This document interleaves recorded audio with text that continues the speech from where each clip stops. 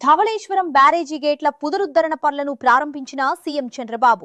3 జిల్లాల పర్యటనలో భాగంగా సీఎం చంద్రబాబు తూర్పుగోదావరి జిల్లా రాజమహేంద్రవరం చేరుకున్నారు.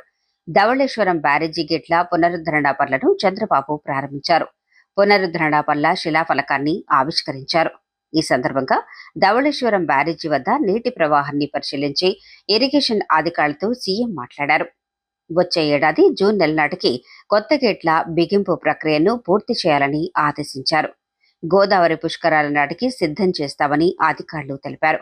ఈ సందర్భంగా సీఎం చంద్రబాబు మాట్లాడుతూ, పోలవరాన్ని ఏపీ జీవనాడిగా భావించి 72% పనులు పూర్తి చేశాం.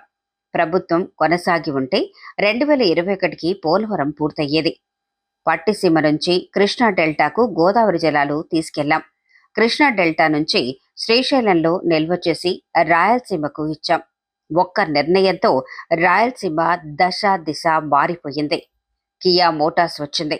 డయాఫ్రమ్ వాల్ను కాపాడలేక గోదావరి పాల్చేశారు. వచ్చే మార్చిలోపు పనులు పూర్తి చేసి ప్రాజెక్టును జాతికి అంకితం చేస్తామని సీఎం చంద్రబాబు స్పష్టం చేశారు. రాజమహేంద్రవరం పోలవరాన్ని కలుపుతూ అఖండ గోదావరి ప్రాజెక్టుకు నిజ స్వరూపం తీసుకొస్తాం. రేపు రాబోయే సంవత్సరమే మనకు గోదావరి పుష్కరాలు వస్తున్నాయి. ఇదొక చరిత్ర. గోదావరి పుష్కరాల కంటే ముందే పోలవరం పూర్తి చేసి జాతికి అంకితం చేస్తామని ఈ సభలో మీ అందరికీ విజ్ఞప్తి చేస్తున్నా. నేను అందుకనే 3 కార్యక్రమాలకి ఇక్కడికి వచ్చాను. ఒకటి, మీరు చూస్తే గోదావరి డెల్టాకు కీలకమైనటువంటి ధవళేశ్వరం బ్యారేజ్ గేట్లన్నీ ఆధునీకరణ చేయడం, 153 కోట్లు, 117 గేట్లు ఇవి పెట్టడమే కాకుండా పూర్తిగా మరమ్మతులు చేసి ఈ ప్రాజెక్ట్ని కాపాడే బాధ్యత తీసుకున్నాం. ఎప్పుడు ఎన్డీఏ ప్రభుత్వం వచ్చినా, తెలుగుదేశం ప్రభుత్వం వచ్చినా రైతులకు భద్రత భరోసా ఇచ్చేదానికి ముందుంటాం. అది మీరందరూ ఆశీర్వదిస్తున్నారని చెప్పి కూడా నేను మీకు తెలియజేస్తున్నా. ఒక మంచి పని చేస్తే ప్రజలు ఎట్లా గుర్తుపెట్టుకుంటారో గోదావరి జిల్లాల్లో ఉండే మీరే దానికి ఒక ఆదర్శం. 19వ శతాబ్దం గోదావరిలో నీళ్లు వెళుతున్నాయి. పైన మాత్రం వర్షాలు పడకుండా కరువు, తినేదానికి తిండి లేకుండా బాధపడ్డారు. ఇప్పుడే రామానాయుడు గారు చాలా క్షుణ్ణంగా చెప్పారు. దాంతో మనస్సు చెల్లించినటువంటి కాటన్ 1847 1852 మధ్య గోదావరిపై ధవళేశ్వరం కట్టారు. ధవళేశ్వరం కట్టి అక్కడి నుంచి మీరు చూస్తే 175 సంవత్సరాలైంది. కానీ నాగరికత ఎక్కడ నీళ్లుంటే అక్కడే ప్రారంభమవుతుంది.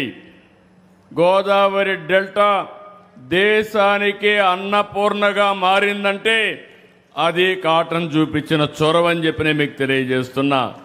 50 ఏళ్ళయింది. గేట్లు, మోటార్లు, ఎలక్ట్రికల్ వ్యవస్థలు దెబ్బతిన్నాయి. 2014లో నేను వస్తానని 32 కోట్ల రూపాయలు శాంక్షన్ చేసి 194 గేట్లలో 64 గేట్లు మరమ్మతులు చేసిన ఘనత ఆనాటి తెలుగుదేశం ప్రభుత్వానికే దక్కింది. మిగిలింది కంటిన్యూగా చేయాల్సిన అవసరం ఉంది. మీ అందరికీ తెలుసు, తర్వాత వచ్చిన ప్రభుత్వం గేట్లు మార్చడమే కాదు, గేట్లు కొట్టుకోబోతే కూడా గేట్లు పెట్టలేని పరిస్థితి, గ్రీస్ వేయలేని పరిస్థితి, ఇలాంటి చాలా సమస్యలు వచ్చి ఇబ్బంది పడే పరిస్థితికి వచ్చారు. ఈరోజు మళ్ళీ మనం వస్తానే ఆధునీకరణ కోసం 13 కోట్ల రూపాయలతో లైడార్ సర్వే కూడా విజయవంతంగా నిర్వహించాం. ఈరోజు మీరు చూస్తే 2027కి పూర్తి చేసే విధంగా 9 నెలల్లో పూర్తి చేసే విధంగా అన్ని గేట్ల నిర్మాణానికి ఈరోజు ముందుకు పోయామని చెప్పి కూడా నేను మీకు తెలియజేస్తున్నా. మీ అందరికీ ఒకటే హామీ ఇస్తున్నా. ఇప్పుడే నేను మాట్లాడాను. రాబోయే పుష్కరాల కంటే ముందు గోదావరి బ్యారేజీకి గేట్లు పెట్టే బాధ్యత ఈ ప్రభుత్వానిదని మరొకసారి మీ అందరికీ విజ్ఞప్తి చేస్తున్నా. ఇది ఒక చరిత్ర అయితే ఇంకొక చరిత్ర. నేరుగా నేను గోదావరి ప్రాజెక్టు దగ్గరికి వెళ్తున్నాను, పోలవరం ప్రాజెక్టు దగ్గరికి వెళ్తున్నాను. ఈ ప్రాజెక్టు కూడా మీరు గుర్తుపెట్టుకోవాలి. రేపు రాబోయే రోజుల్లో ఈ ప్రాజెక్టు పూర్తయితే గోదావరి జిల్లాలకు ఇంకా నీటి ఎద్దడే ఉండదు. శాశ్వతంగా నీటి సమస్య పరిష్కారం అవుతుంది. అందుకే మీరు ఒక్కసారి చూస్తే పోలవరాన్ని ఆంధ్రప్రదేశ్ జీవనాడిగా నేను భావించి 72% పనులు పూర్తి చేశాం. ఇంకొక పక్కన మనం వెళ్ళే నాటిగా మనమే కానుంటే 2021కి పోలవరం పూర్తయ్యేది. ఈరోజు మీరు ఒక్క విషయం గుర్తుపెట్టుకోవాలి. కాటన్ కట్టిన ప్రాజెక్టుల వల్ల ఈరోజు ఈ ప్రాంతం దేశానికి అన్నం పెట్టే పరిస్థితి వచ్చింది. మీ అందరి అనుమతితో ఆ రోజు నేను పట్టిసీమ ప్రారంభించాం. ఈ నీళ్లు కృష్ణా డెల్టాకు తీసుకెళ్ళాం. కృష్ణా డెల్టాలో వాడే నీళ్లు శ్రీశైలం నిల్వ చేసి రాయలసీమకిచ్చాం.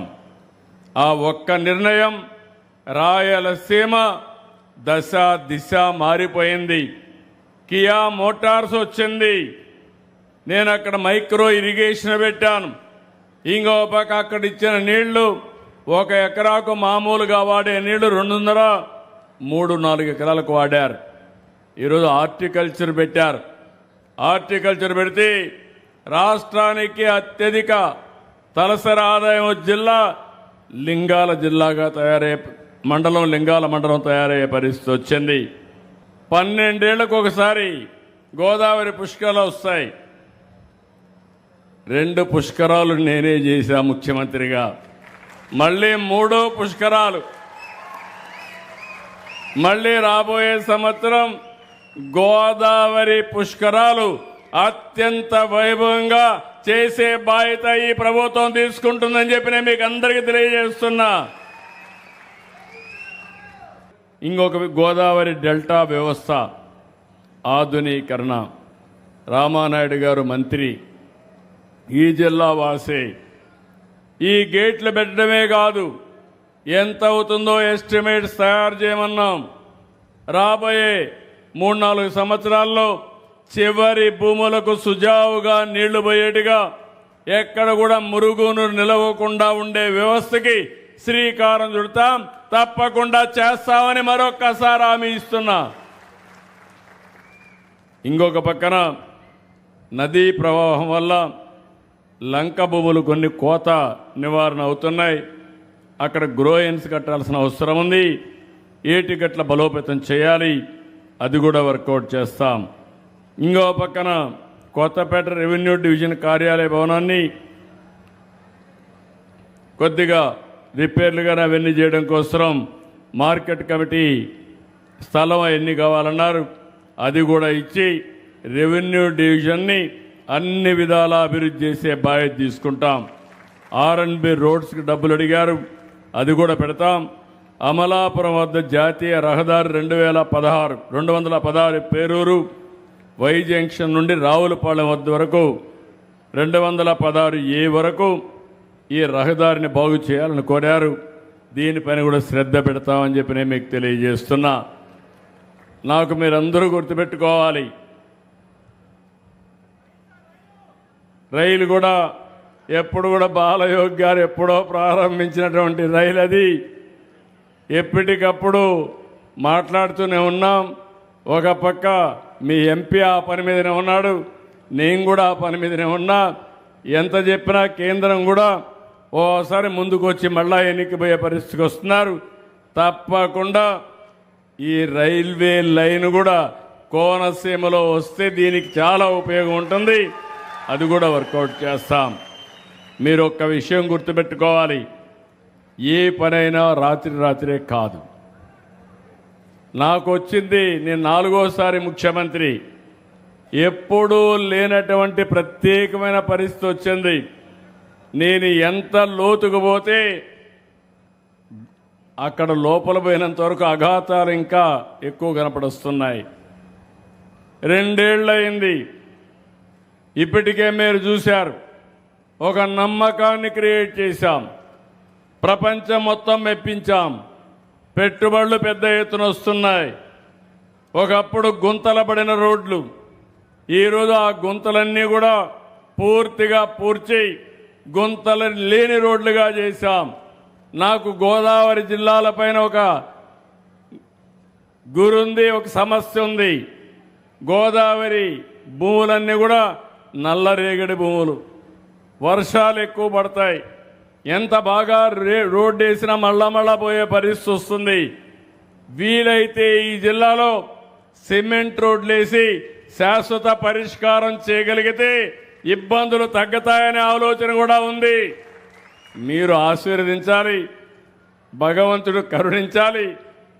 నాకు కూడా ఆదాయం పెరిగి ఏదైతే చేసిన అభివృద్ధి రాగలిగితే ఇవి కూడా వినూత్నమైన ఆలోచన చేస్తున్నాను. ఒకవేళ ఒక ప్రైవేటు వ్యక్తికి ఇచ్చి ఒక 10 ఏళ్ళు వాళ్ళు మెయింటైన్ చేస్తే సంవత్సరం ఎంత ఇవ్వాలనో వాళ్ళకి పే చేసే విధానానికి కూడా శ్రీకారం చుడుతున్నాను. ఏది ఏమైనా మళ్ళీ మీకు విజ్ఞప్తి చేస్తున్నా, గోదావరి జిల్లాల పైన ఒకప్పుడు 2 జిల్లాలు, ఇప్పుడు 5 జిల్లాలు, 5 జిల్లాలని అన్ని విధాలా అభివృద్ధి చేసే బాధ్యత ఎన్డీఏ ప్రభుత్వానిదని మరొక్కసారి హామీ ఇస్తూ, ఇక్కడికి వచ్చినప్పుడు మీరు చూపించిన అభిమానానికి పేరున అభినందనలు. ఈ రోజు నుంచి నేను రెగ్యులర్గా నేను కానీ డిప్యూటీ సీఎం కానీ పుష్కరాల పనులు కూడా సమీక్షలు చేస్తాం. ఒక నిర్దిష్టమైన టైం బౌండ్ ప్రోగ్రాం ఇస్తాం. దీనితో మళ్ళీ రాజమహేంద్రవరానికే కాకుండా పరిసరాల్లో ఉండే మున్సిపాలిటీలకి పూర్వ వైభవం తీసుకొస్తామని మరొక్కసారి అందరికీ హామీ ఇస్తూ, అందరికీ నమస్కారాలు. జై హింద్, జై జన్మభూమి, జై తెలుగు తల్లి.